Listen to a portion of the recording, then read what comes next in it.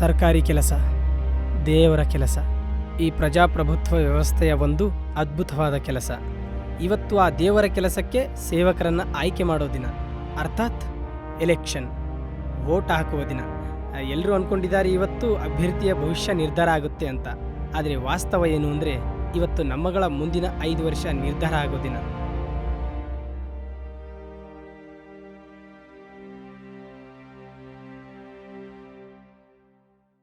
ID card ಕೊಡಿ.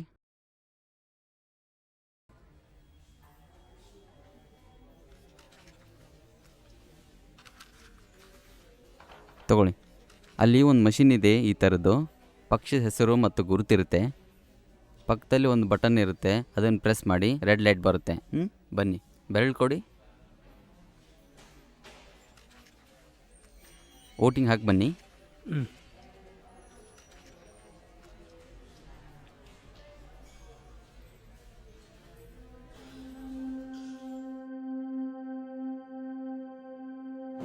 ಬೀರಾ ಕಾಳ ತಗೊಂಡ್ರು ಇದನ್ನು.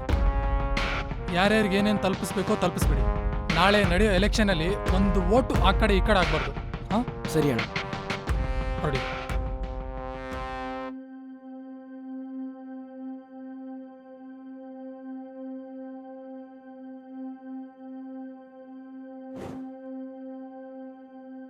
ಎಲ್ರಿಗೂ ನಮಸ್ಕಾರ. ನೋಡಿ ಪ್ರಜೆಗಳೇ, ನಮ್ಮ ಚಿಟ್ಕುಂಡ್ ತಾಂಡದ ಪ್ರಜೆಗಳಲ್ಲಿ ಒಂದು ವಿನಂತಿ.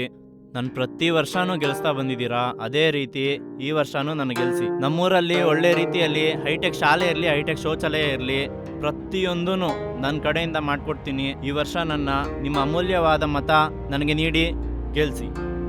ಹೀಗೆ ಪ್ರತಿ ಎಲೆಕ್ಷನ್ನಲ್ಲೂ ಆಶ್ವಾಸನೆಗಳ ಅರಮನೆ ಕಟ್ತಿದ್ದಾರೆ. ಅಭಿವೃದ್ಧಿ ಅನ್ನೋ ಹೆಸರಲ್ಲಿ ಆಡು ಹಗಲೇ ದರೋಡೆ ನಡೀತಿದೆ.